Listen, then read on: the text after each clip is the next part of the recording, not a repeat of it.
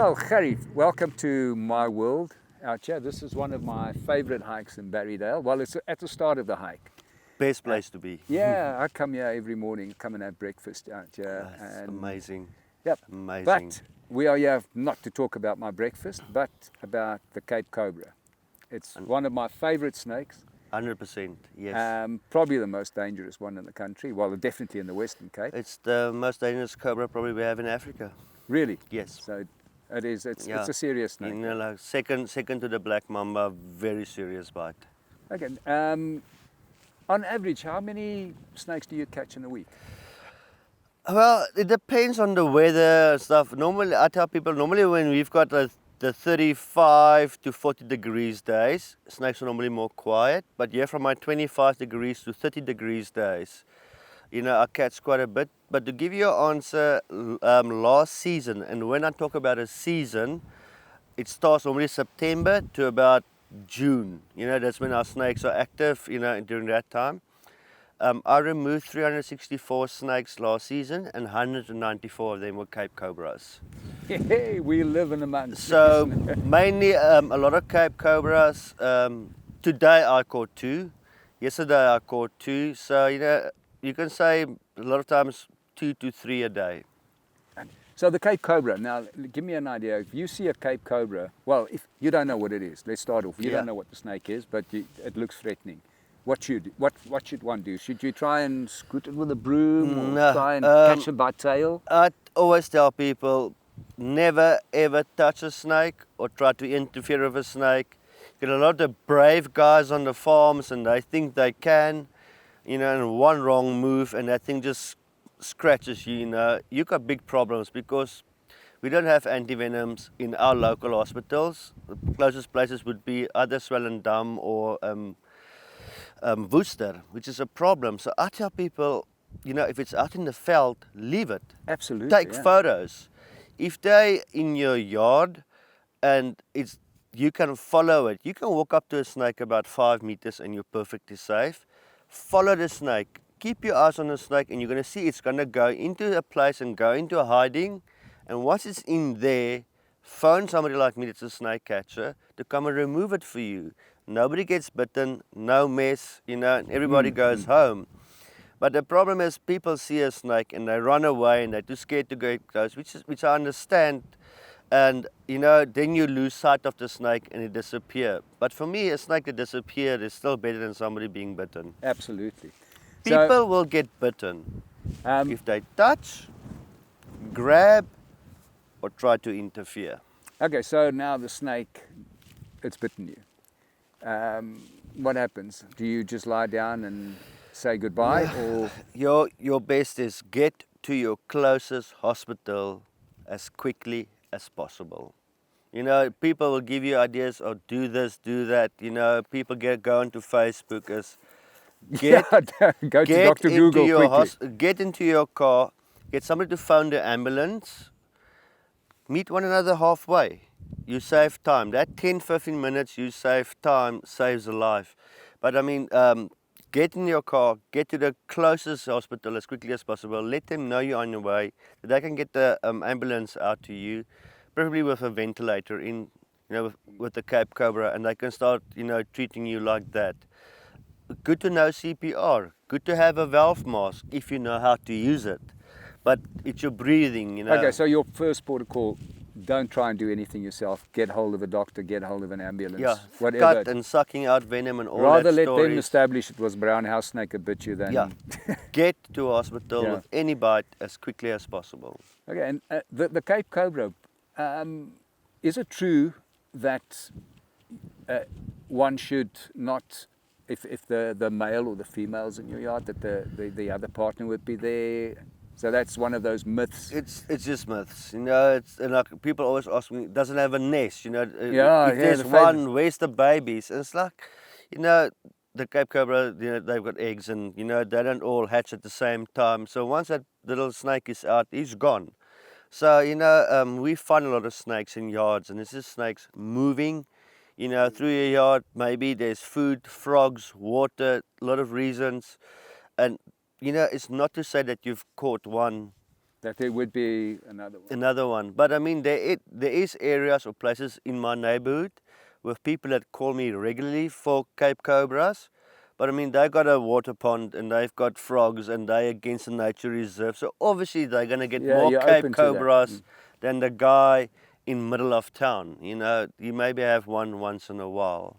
So, well, the funniest story, you know, this book, I don't know, you probably know Fritz Simmons. Yeah, who doesn't?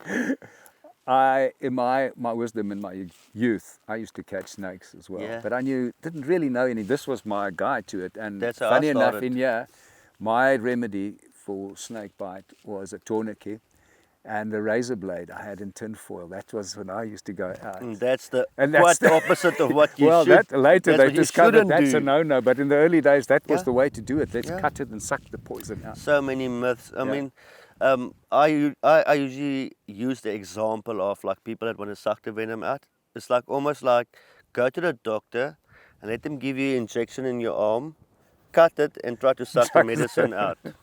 I mean, it's impossible. You actually cause more tissue damage and so forth. So one should never really fiddle with it. Like I always see on Facebook, I see these people pick up a snake and then ask for ID on the snake. It's the one like Dumbest "Kyk, pa, thing to kyk, do." Kom papa jou wys hierdie slangetjie and it's a venomous snake. A lot of times we get it, you know, there's endless politics about it. For me, I tell people, you never touch or pick up a snake unless you're 100% sure Unless know you're a what snake it catcher. is. Otherwise, just leave it. Unless you're a snake catcher. And, you know, that's why I teach kids at schools, don't pick up a snake. You never pick up a snake. The only time you're allowed to touch a snake is when somebody like me say, you can hold the snake or, you know. So are we going to be able to hold your snakes? I see you've got some snakes for us. Well, you can hold it, but then obviously I'm going to have to hold it in a certain way so that it can't bite you. So you know? You're a spoiler. Yeah. I don't know. I want to be it's like the guy picking up the stiletto. Kyk, papa, You jy see wys that die all the slangetjie. time and then 9 months later, No. kom papa, jy leer tot 9 Yeah. tel want ek het net 9 vingers. Yeah, no fingers. There's also a big thing that I see a lot, and you know, a lot of people will crucify me for it. It's called free handling, which I find a problem. There is people that do it. That is when people handle venomous snakes in their hands, like cobras and puff adders, just with their hands. It is possible, you can do it. But now the little kid next door or people on social media doesn't know a thing about snakes, go and try that and they get bitten, and that I have a problem with. If you want to pick up snakes with your hands, you know, natural selection, you get bitten, goodbye, you know. But Have you been bitten? I've been bitten by a boomslang, and the reason I was bitten... How did that work for you? Very well, actually. Oh, very well. So you can recommend it. No, Not really. I was called for a boomslang, but I didn't know before that time the snake has been shot. So, you know, it was in a bougainvillea about 2 meters deep in, you know, and I reached in to get the snake. And normally when you reach in with your grabbers or stuff, and I just touched it gently, they normally try to get away, and then you maneuver them out.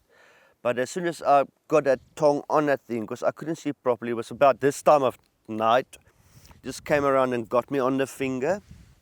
I went to Worcester Hospital immediately. On my way there, I stopped and bought a 2 liter of Coke and a box of cigarettes because I knew it's going to be a long night. And no chocolates though. I was booked into hospital, and every 4 hours they did a blood test. And I was there for 24 hours, and it ended up a dry bite. And now 14,000 rand later. Oh, really? Yeah. No, So snake bite's quite expensive. So yeah, I would avoid snake bite really. a like the friend plague. of mine, a very good friend of mine, you know, got bitten up in Port Elizabeth, and you know, his bill came by a boomslang, and he ended up in ICU and a lot of complications because of things that happened, and his bill came to about 490,000. It's So not folks, a joke. yeah, stay well away from snakes. Phone Gerrie if there's any problem, if you have a snake, this is the man. And so, okay, now you wouldn't do Bloemfontein, for instance. Is there like a local call center, like 911 for people to Best thing to do, and I want people to write this down. Go onto Google Play, and it's called ASI Snakes. ASI Snakes. Snakes. It's a free application you download onto your phone.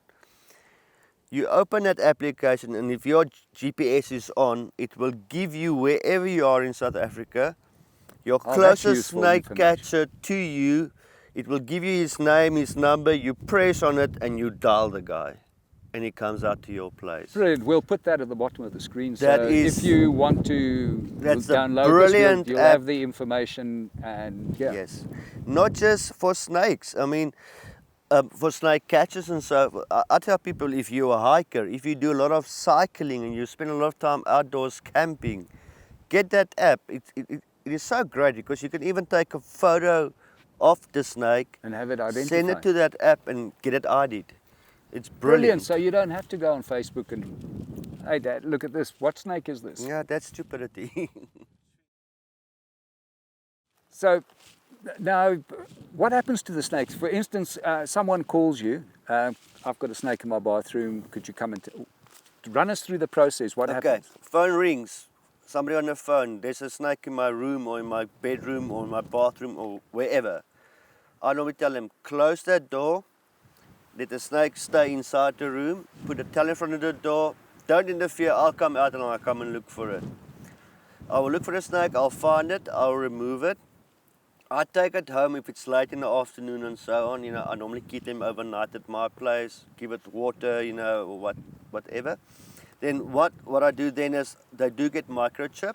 Oh, so the snakes get microchipped. I get them microchip all my puff adders, Cape Cobras and boomslang, because people started saying, yeah, you're catching so many snakes because it's the same snakes coming back. And now I can say to them, for so many years or for so long I've been microchipping 200, 300 snakes, and to date I haven't had one recapture yet. So we just have a lot of snakes in our areas, but I mean I do microchip them for that reason, that I can actually prove to people it's not the same snake. And then I must drive out to the veld, and they must get released, and you can't just go and dump a snake just next to the road or wherever. I look for certain areas away from human habitat, because I don't want the snake to become a problem snake for a farmer or somebody else. I look like, is there water? Is there dam? Will there be food? So another myth, does a snake come back? No, if you do your job right, they don't come back. But if you're going to just drop it 100, 200 meters from where you've caught it, your chances is good that it's going to come back. Oh, really? So I take them up. I try not to go more than 3 to 5 kilometers, but I also have different areas around Montagu, that I've got Cape Cobras where I release boomslang, where I release puff adders, and I rotate it all the time. So you don't just dump a lot of snakes at one place. And it's been working for me. Like I said, I haven't had... and the cost in it? Cost in it. I get it, a lot of people say to me, yes, like that's a nice job, and how much you're making. I started out doing this for free, because obviously for my love for the animals, and it's grown, that I actually started getting so busy in our area. Yeah, well, 360 snakes. That I removed 360 snakes. And what people don't understand is, from that 360 snakes that I've removed, I've done about 500 calls, because you don't always find the snake. Yeah. And I normally, I do ask people 150 Rand to cover my... For 150, that's cover my petrol more than cost. reasonable. I mean, it's going to... Think about what a snake bite's going to cost you. And it's a bargain. To give you like facts, of the 360 snakes I removed last season, I was lucky if about 80 of those people did pay me 150 Rand, because a lot of people can't afford it. Obviously if I'm going to rock up at... But it's your petrol, your maintenance, your car. It's taking a beating, it's a lot of it come out of my own pocket. The other day, about a week ago, I had a lady phoning me, and she donated 1,000 Rand into my account, for petrol money. That helps so much. But if you take it, it cost me to fill up my bakkie about 1,400 Rand. Yeah, but you drive one a trip V8. to Barrydale and back, and it's empty. But not everyone drives one of those big. It's an El Camino. No, it's a Chevy C10. But I mean, with my wife's car, you know, a lot of times I go catch snakes in Swellendam, for instance, and I ask the people 150 rand. But Well, for 150 rand, what I they think don't that's a know fair is price. I throw in 200 rand in With a Montagu petrol. to go there and back. You know, so, but because you don't want people to kill the snakes. And luckily I've had some generous people that, you know, when they give you more than 150. It's not a money thing. I don't want people No, to think sure, it's it's not about a money the thing, but I think it's only fair that you pay a snake catcher because he's putting his But, life on the line. We've got a lot of talks on Facebook. We do have people that say, I do it for free for the love of snakes. And I said to them, it's fine. It's brilliant. If you remove 3 or 4 or 5 snakes A year, then a yeah, season, as a hobby. you know, because you're excited to do it. You'll do it for free because you work full time. But a guy like me that do this full time, that don't even go away with my family on holiday during the holiday seasons because I don't want to go away. There's people that do it full time and do it professionally. And you know, and we ask 150 rand or. Well, I think that's fair. Enough talk. I've had enough of this talk. Yeah. Let's play with the snakes. I Okay, cannot let's wait do to that. get in.